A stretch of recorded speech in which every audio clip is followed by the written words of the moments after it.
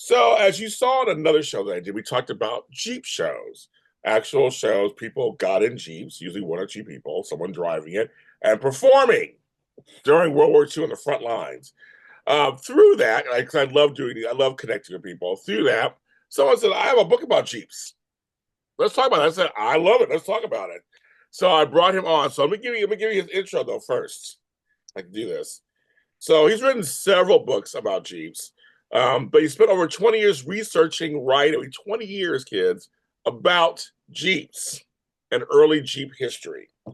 And so he said he visited key places. He did most about all that, like how he found all this stuff out.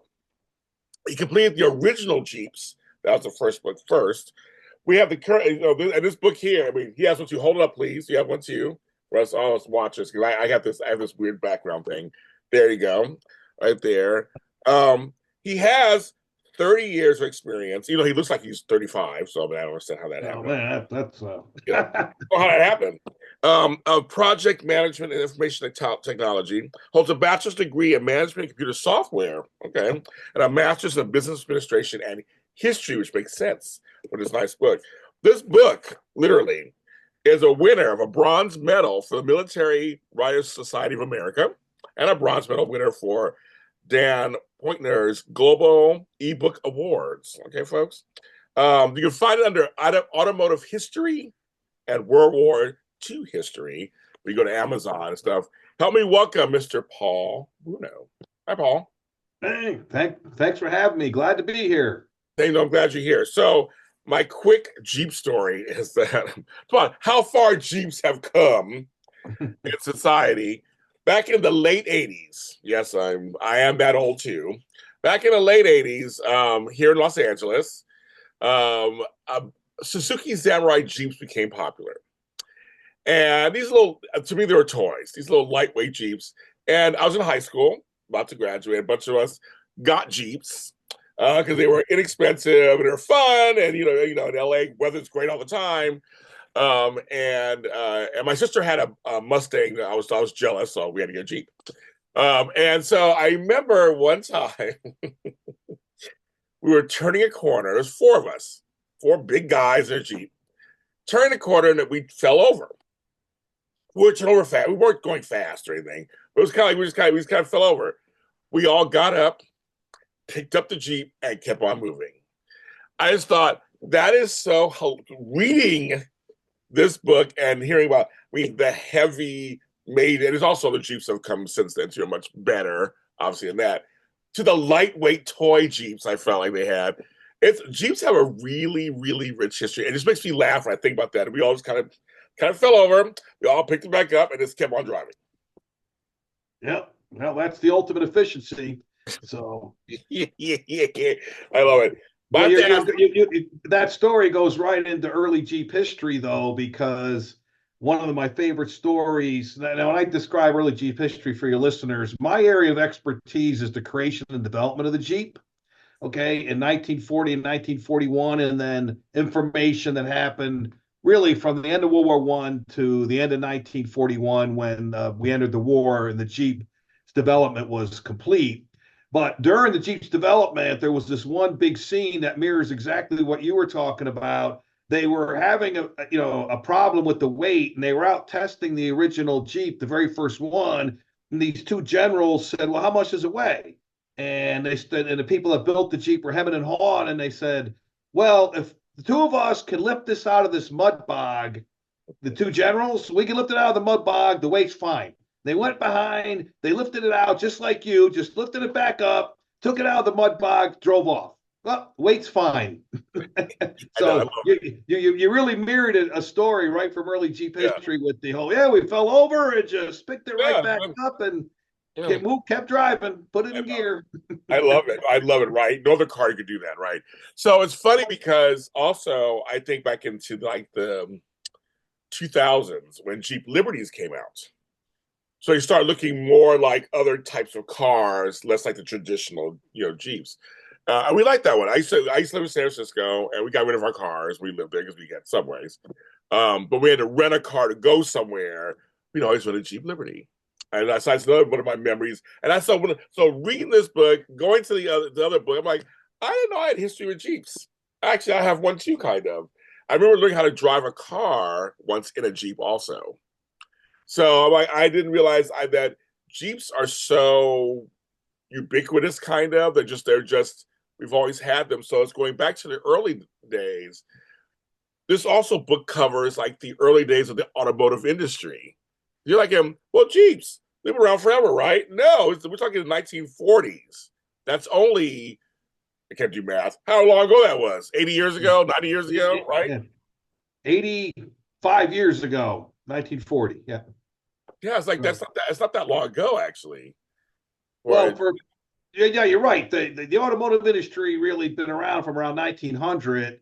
And when I did my research on the main companies, well, all three, American Bantam Car Company, Willis Overland, and Ford, they all, at least I went back into that time period, 1900, 1910, 1920s, to tell a little bit about the history of each and how they got to where they were when 1940 rolled around and destiny came calling in terms of the creation and development of the Jeep. So you're right, there have been 40 years of automotive history. And what's interesting is how that plays into the creation development of the Jeep is in that first 40 years, many of the people who grew up in the industry, say they were 20 years, well, even 10, 20 years old in 1920 or 20 years old in 1910, 30, they were very hands-on people. It was very hands-on type of industry in that early part of the automotive industry. So when it came time, when the Jeep, they wanted to create the Jeep, you had a lot of people in all three companies who were very hands-on,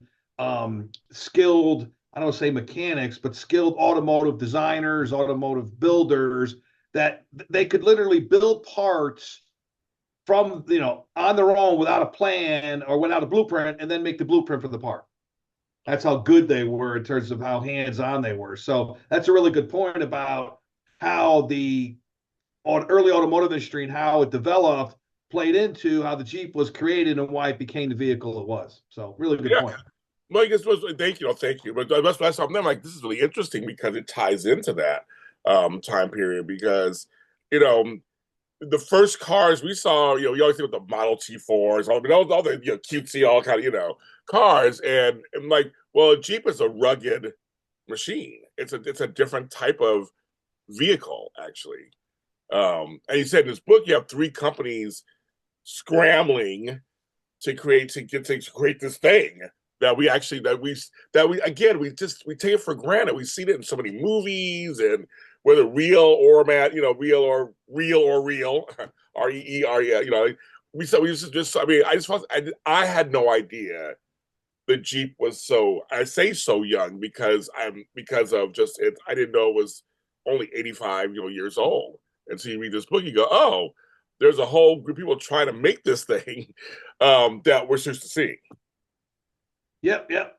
That's another good point in terms of the uniqueness of the Jeep is it was designed, most vehicles, automotive, well, throughout the automotive history, say the vast majority were designed to be commercial vehicles, and that's where they market.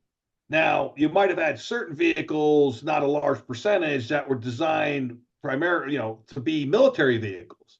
But I'm just thinking off the top of my head, no other vehicle that was designed specifically to be a military vehicle crossed over and went into the commercial side, and it's still there. Right. It's again the amazing the level of design and utility of the vehicle that they created in 1940-41 that it did what it was supposed to do so well. It's credited as one of the main reasons the Allies won the war. So it's one of the most important military vehicles and weapons ever created. And then it's one of the most important and iconic commercial vehicles, both off-road and on-road, ever created. See, And so it just stands out uniquely in automotive history, world history, United States history, in terms of its place and what it's done, and it's during its time, and it's still going. Still right, going. because there's certain vehicles that were created, for military purposes, aren't that common out in commercial. I mean, I know like Hummers and things were big for a minute, but even those kind of died out. Like those are not as popular as Jeeps. Some form of the Jeep is still going. Right. Well, that's a really good. Another good point is Hummers is a good example. They tried to bring it into the commercial Right. market, and it really didn't fit. No, it didn't. But the Jeep did. So Well, the Jeep seems sexy for some reason too. It seems carefree, which is weird how they started. We're gonna get to that story in a second, but it's so weird because, especially out here, like in California, it's very much this kind of. It goes all you can do all terrain, so to speak, but also we're by the beach. I live by the beach. The top, just the top down. It's the Jeeps are like, you just jump in the Jeep and hang on and let's go for a ride. Like it's considered the sexy vehicle, so to speak, for warmer weather places. Yet it is a strong, tough car, also. right, but that goes to your again another good point is the vehicle was designed, and I document that in the latter part of my book, Right. where it could perform in any and all conditions, any and all weather, from freezing Battle of the Bulge to 90 degrees and 100% humidity in a jungle with mud. And so, going to your point, this thing performs and is sexy in LA, but it also is sexy, well, rugged sexy in Juneau or Fairbanks, Alaska, where it's 30 below for half the year. So again, just and in all terrains, that's why it's an international vehicle. Doesn't matter what country you're in, Jeep will work. What So reading this book and you were finding out the creation of these Jeeps? What is one thing in the creation process, the early years, that really stood out for you? well, what stands out overall, the macro perspective, is literally the creation of Jeep was almost miraculous. I mean, you look at what was going on in early 1940. The Germans were, May 1940 especially. Let's go back. The Germans had overrun Poland in late 39. You had the phony war. May 10th, 1940, Germany invades France, and Germany's on the march. Japan's on the march in Asia. And the American military basically had been trying to solve this problem of mobility to replace the horse and the mule to move troops and small payloads for at least at least 5-6 years, maybe a decade, even maybe from the end of World War One. And in May 1940, they had absolutely nothing on the drawing board, nothing, zip. Okay, and they had this conference at Camp Holabird, which was the depot which they procured vehicles back in the day. It was outside of Baltimore, Maryland. It doesn't Oh, exist anymore. It was decommissioned and torn down in the 1970s.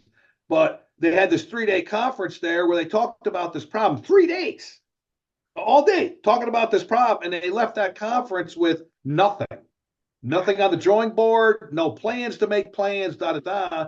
And the infantry colonel, a guy named Colonel Ingemar Oseth, goes back to his office, and sitting in his office window is Charles Payne, who was the sales representative for the American Bantam Car Company, the premier and only builder of small vehicles in the country. And Oseth says, "What are you doing here?" I think he goes, "Well, I'm looking for so and so, a guy named Robert Howie." That's a whole other story. And he goes about interesting the army and building a small vehicle. He goes, "Howie's not your guy. I'm your guy." So they start talking, and 2 weeks later, they come out with a memo outlining 9 characteristics of what a small vehicle should look like. Okay. And that memo is dated June 6, 1940, literally 4 years to the day before D-Day. But here you have Oseth comes back, and he's like the best vehicle expert out of all the people that were at that Holabird conference. You had people from cavalry, you had people from ordnance, you had people from field artillery at that conference. But Oseth was the most knowledgeable expert on vehicles and what the infantry needed, because he had been involved with this testing that had gone on at Fort Benning, which I think is outside of Columbus, Georgia. I think it still oh, exists. Okay. In 1938, 1939, where they were looking for a vehicle. So here you have this serendipitous, miraculous meeting of the guy looking to build the vehicle for the Army with the guy that knows the most about creating a vehicle, a small vehicle, yeah. and boom, they come up with the June 6th memo. Now, I want to mention one thing for your listeners. Like, why should you buy my book? Well, because it's just so great. Well, maybe that's not the best reason. How about the what? Hello. What else do you need to know? But what makes my book unique? Now, I started in early Jeep history in the late '90s. By the way, you said you had a Jeep in the late '80s. That's how you know you're old. Quick tangent. When you start referring to thing in decades. So anyone listening, the first time you refer to something in the decades, you're old. End I of know tease. I am. When you said late '80s, I said, I yeah. know. So I know. back in the late '90s, because I'm old, and I Yes. started looking into this, all the books would have, and I found out about American Bantam and their miraculous story of building the first Jeep in 49 days. The more research I did, the more I found out there really was no book or no one had ever really done a lot of research into the creation and development of the Jeep. It'd be like, well, the Bantam built the first one in 49 days, Willis built something else, they did all this stuff, and you had the Willis FB, and let's get to the war. Okay. And what I did is I said, I'm going to go find out as much as I possibly can of how the Jeep was created and developed in 1940, 41. That's my niche. Well, lo and behold, long story short, how to explain this, during the war, Willis Overland was advertising that they had created the first Jeep. And the Federal Trade Commission, the United States Federal Trade Commission, sued them for false advertising, Oh. saying you weren't. So then they had this whole trial, okay? It's called the Federal Trade Commission versus Willis Overland Motors Inc. and United States Advertising Company. 3,547 pages of testimony, 528 exhibits, okay?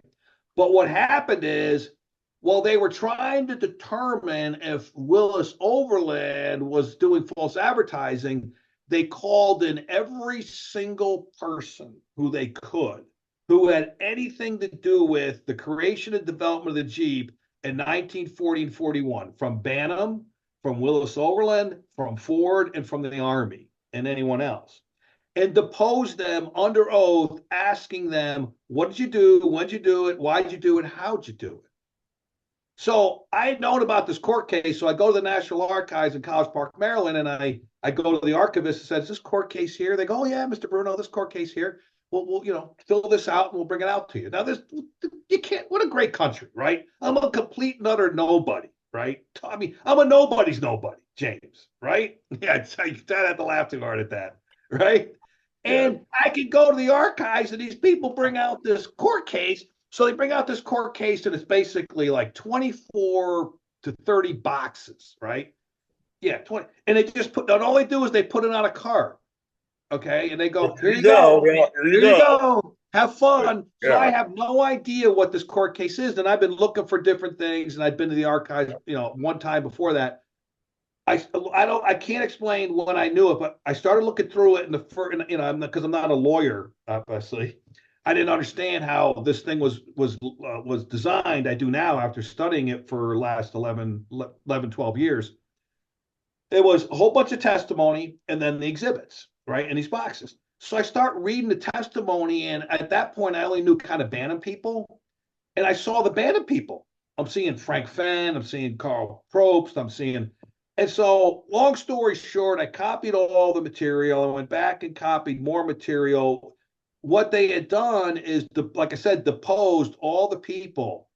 What they did so basically that court case as an historical artifact is a complete and total documentation of the creation and development of the Jeep by all the people who did it, only remembering what had happened only a few years later. So basically, it's a massive oral history. Okay. But what makes it special in historical research is these, I could interview about something you did 30 years ago, right?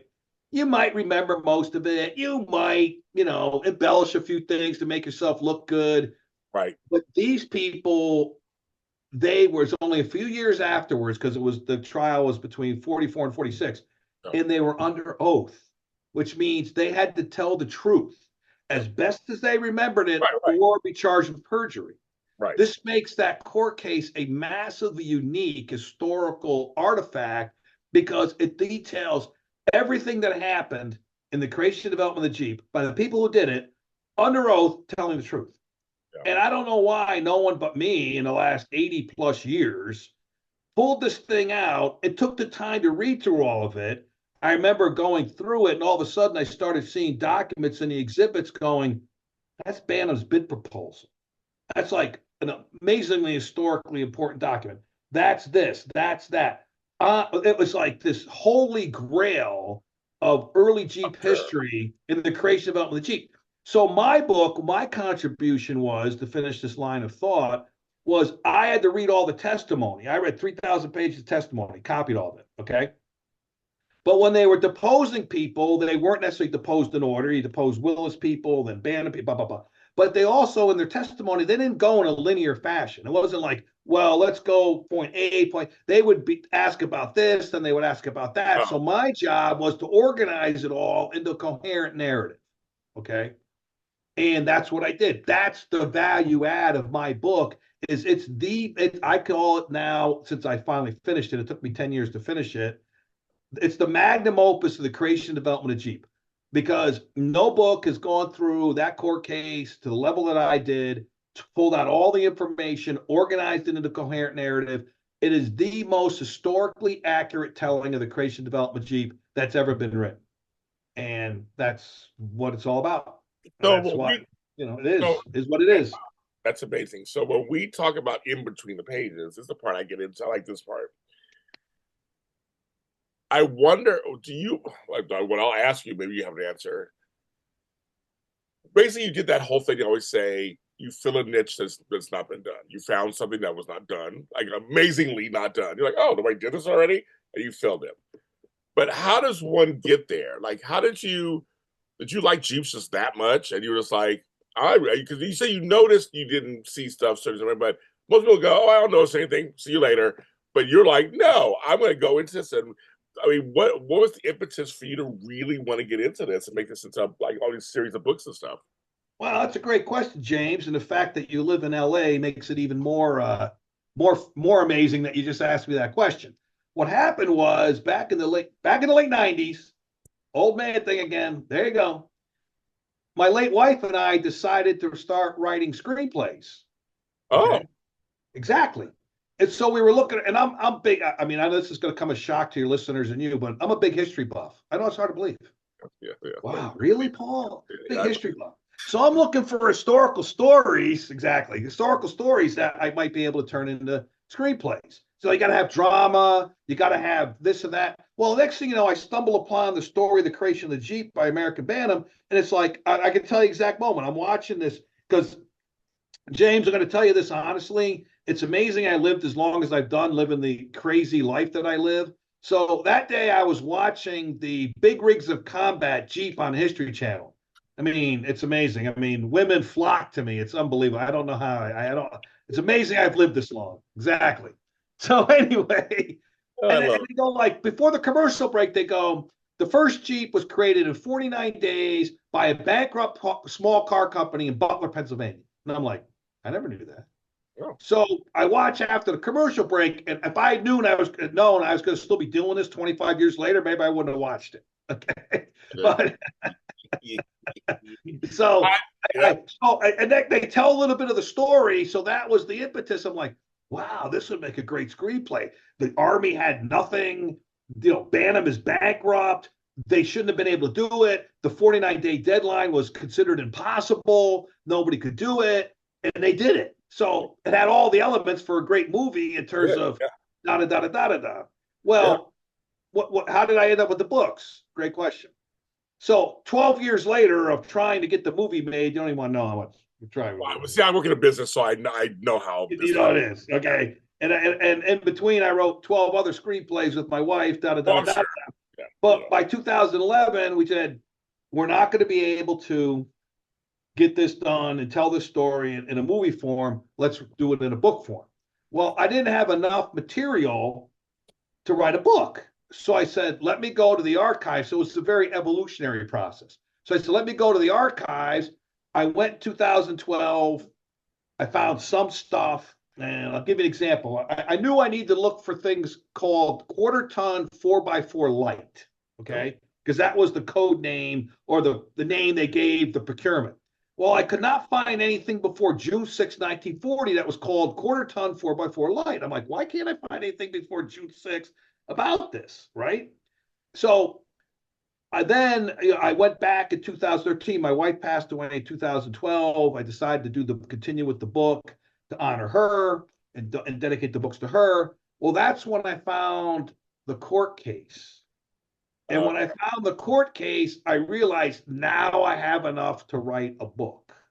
And just to finish the thought, why did I not could not find anything before June 6, 1940, that particular memo? Because that memo was what kicked off the procurement of the Jeep. So the court case with all the testimony from the different people, that's when I could put the timeline together of how the Jeep was created and all the stuff that happened.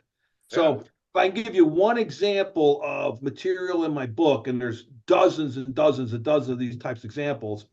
So when I was out researching, I saw this drawing on the internet that said, we believe this is the first drawing of a Jeep, but we don't know who drew it, when they drew it, why they drew it, and how they drew it. Okay. Well, that's what we believe. Okay.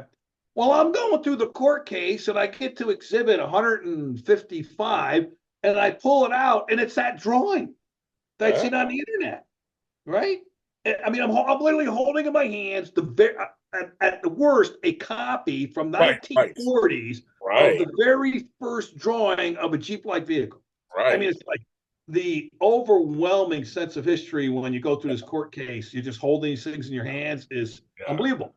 So I copied all the material, and lo and behold, when I interviewed Frank Fenn, who was the president of American Bantam Car Company, the Army went to Butler in June 19th and 20th, 1940, soon after the memo was written, to kind of figure out what is this vehicle supposed to be.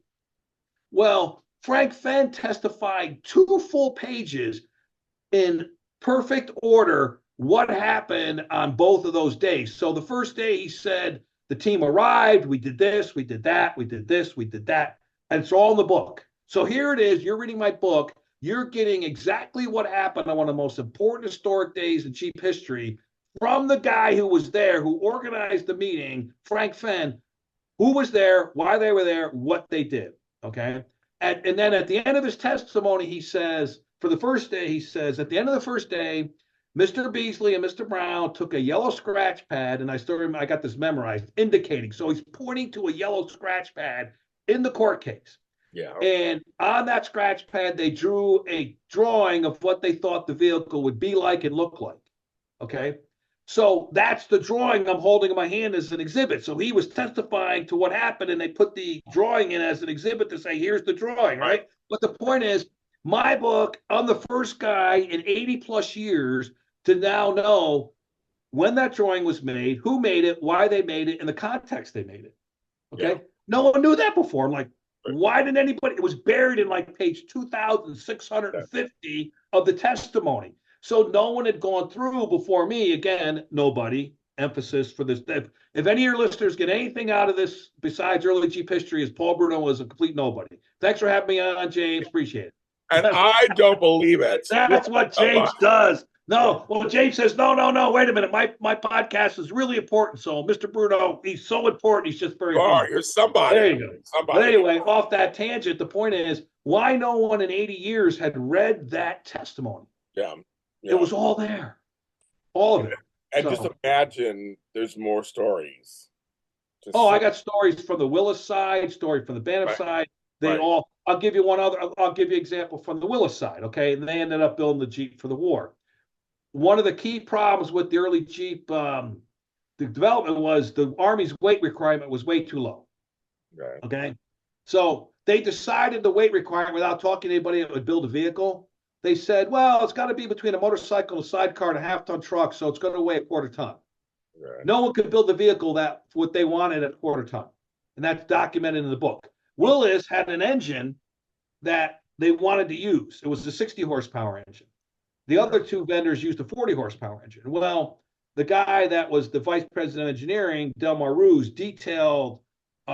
testified in great detail why they chose that engine. Well, that's a massively historic, important thing to learn about and he basically said, we knew this engine, I even have detail in the book about the engine, how Well, they tested it, how they, the RPMs, all this stuff that Delmar Roos testified to because he was an engineer. The engine was called the Go Devil engine. But the point is, why that's so important is Willis built the Jeeps for the war. They used that Go Devil engine. It had 20 more horsepower than the other ones. And Delmar Roos said, more horsepower, more power to military vehicles never wasted. Well, the Jeep might not have been able to do everything it did during the war if it hadn't had that engine.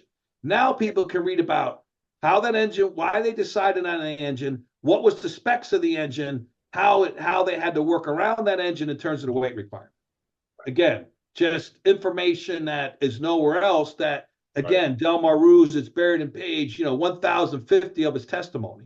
And I'm reading this testimony, and it's like a kid in a candy shop, James. I know, Like, I'm sure. Yeah. wow, there's another massively important thing, Yeah. testify. There's another massively important thing testify. Yeah. So, can I give you one more? Sure. One more. So in the June 6th memo, they had 9 characteristics, and one of the characteristics was an armored face shield for the driver. Right? Oh, yeah. Okay. Now you read this memo, and you might say, if this is supposed to be a lightweight vehicle, why would you want to have an armored face shield for the driver, which would add weight, right? Right. Now this would never been known if they didn't have this court case and ask OSET to testify about the June 6th memo. So he's writing a court case, and he totally volunteers. He says, I put the characteristic of an armored face shield for the driver, and he literally called it, right, in a room full of lawyers, a lawyer's trick.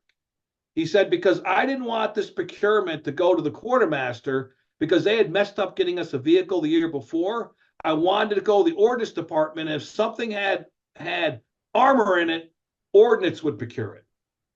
Now, we would never know, reading this massively important June 6th memo, which kicked off the creation of the Jeep. You read that, why does it have an armored face shield for the driver? Only because it was buried in OSET's testimony about page 1520 that he put it in there deliberately so the quartermaster would not be the one who always procured vehicles. So it went to the ordnance department. The ordnance department had no idea what they were doing because they don't procure vehicles. That's how they ended up in Butler. When they came back from Butler, the higher-ups got involved and they said, no, this isn't going to have an armored face shield. The quartermaster's going to procure it. But that's the level of detail that is in the court case that I was able to put in the book to say, no one ever knew this stuff. So what made you decide not just to? Well, I guess you couldn't just copy it, but the book could have been a whole court case. But the court case could have just been a book.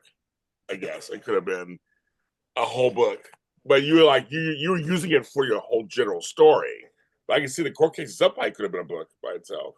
People could do a book on the court case. Yeah, I'm sure. But yeah. The key is that would be a separate way to look at the court case. I'm trying to show people how the vehicle came about, and you have to pull out of the court case and organize all the material in chronological order. And it's not that way. If the people didn't testify, right? And the people that they started off with Willis people, the Bannon people who did the first stuff were later on in the court case. So you have to go through and read it and go, this fits here. That's kind of like I'm a project manager. I'm kind of an organized, besides my history background. Yeah. And organizing things comes naturally to me. Yeah. So I could read this court case and go, oh, that fits here. And dates is something I'm really good at too. Yes. So when I'm reading this, I go, oh, that's got to fit here, and make a note. That's got to fit here. And that's the value add that I brought is to pulling all this material out of the court case. It's not organized in any particular chronological or other fashion, and putting it into here's what Bannon did, then here's what Willis did in order, here's what Ford did, and fitting it all in, so that it's a coherent narrative. Yeah. So, but it's a great reference book. I mean, but just to me, I'm just fascinated by the fact that you found something that because we always assume everything's been done. Like you just assume it is, or it says something out there. True. But it's so true that everything has not been done. And it takes one person, i.e. you, to go, yeah, I'm gonna devote my next 80 years of my life now, 20 years of my life to this subject to get it out there. I mean, and you have a great product, but just like I mean, I know, did it seem like, this question, now it's hindsight. When you look back on it now, did you realize it's going to be 20 years basically? Or did you think, I guess done in a few years. Like, what do you think when you started? No, it's a good point. I no, I didn't think that. Yeah, And I was trying to write the screenplay and yeah, like the early Jeep history. And I'm finally kind of there after 25 years where I'm kind of done. yeah, yeah, But no, because it was evolutionary going to a good question you had before is how'd you get involved? How did it come to yeah, evolutionary through the screenplay? And then I'd be on it. And then it was evolutionary through the books. Now you made a really good point. The original Jeeps, this book, yeah. it's a readable book, okay? Yeah, no, But it's totally, very totally is. but it's very detailed. So it acts as both a good read in terms of being able to go through it. It's not a book you're going to read in one day, though. It's not a No, book you're going to no, read not at cover to all. cover. It's pretty much chapter by chapter because I put in everything I could, right? So what I Absolutely. did is I created a second book. You mentioned it, the original Jeeps and Pictures. Pictures, Okay, yeah, so this book is much. You can read it in an hour, and it basically tells the story in images. Okay, so it doesn't have the vast amount of detail as the original Jeeps book does. But so just so your audience knows this, if it's like if someone doesn't want to make the original Jeeps is $20. Okay, right, the right. original Jeeps and Pictures are $10, so it's not necessarily an expensive book. No, not at all. Okay, and um, so if they don't want to make the what's the word commitment to read through the entire original Jeeps book and that level of detail, they can get the original Jeeps and Pictures, or they can get both and read through the original Jeeps and Pictures and get a basic good overview of the story, and then go, let me go read the detail. But they're like I said, it's the magnum opus Yeah, in terms of the creation and development of Jeep is this book. And there's yeah, no other book like it. And, it goes through the first 7 Jeeps from the very first one that Bannon built to the development of the Willis MB. Let me give you an example to the end of the thing, right? So I'm yeah. reading the testimony from the Willis people, and they're in Toledo, and the guy, they go, did you go to the factory and get the list of the 40 major changes that were made to the vehicle during the war? And the guy testifying, I think it was Stone, Harold Stone, or Donald McCaslin, I can't remember. One of those two guys who were very much involved in the team with Delmar Ruse. It was Delmar Ruse, Donald Stone, and Harry McCaslin, and a Philip Johnson. That was the 4 key people at Willis that developed their early Jeeps. Anyway, he reads into the testimony the 40 major changes that were made to the Willis MB up to that point in the war, which was 1944. Reads in what the change was, how it was implemented, and at what level of production number it was implemented. So you can read for the first time how the MB evolved during the war in terms of becoming the vehicle it eventually was by 1945. How it was really a great vehicle in 1941, but they kept evolving it so it could function in this environment and function in that environment and do this and that. No one else has that but the original Jeeps. See, You know, yeah. And just there are a lot of car lovers out there and car history lovers out there. I mean, there's car shows, Jeep show. I know somebody who's part of a Jeep group. He lives in the Midway. He lives in Indiana, and they have a whole Jeep company get together every year in different places and celebrate Jeeps. yeah. So I mean, it's. I mean, I'm just saying this is not a far fetched. It's a great resource, not far fetched. There are a lot of car lovers out there, and not just World War II folks. I'm saying there's also a lot of car lovers, like history of the cars. So it's a great comprehensive book, folks. It really is. I mean, for Yeah, people to. well, what's amazing about it is in that court case, especially than all the other material I found around it was this isn't just any vehicle. Okay, it isn't like a Studebaker. Not that they weren't important, but this is a vehicle that was literally one of the main reasons the winning side won the biggest, most destructive world war in all of human history, Well, and it was the Jeep. yeah, And so having an idea and seeing how miraculous it came about, and all the amazing twists and turns that would make its own great miniseries if you wanted to do the entire early Jeep history. If you want a 2-hour movie, do the first Jeep. If you want yeah, a 6-hour miniseries, do the entirety of how these 7 Jeeps came about. yeah. But Thanks for coming on And thanks for sharing this, because I said now I'm in this Jeep world, and I didn't realize how much I was part of the Jeep world just by default in many ways too. That Jeeps are part of mine. And I think a lot of us out there, listeners and watchers, and just anybody passers by, see a title. Jeeps are, I mean, whether you played with Jeeps when you were a kid, little toy Jeeps, whether you liked war movies, whether you like Jeeps are just such a part of our lives. It really is. And you captured and encapsulated a whole encyclopedia of the Jeep.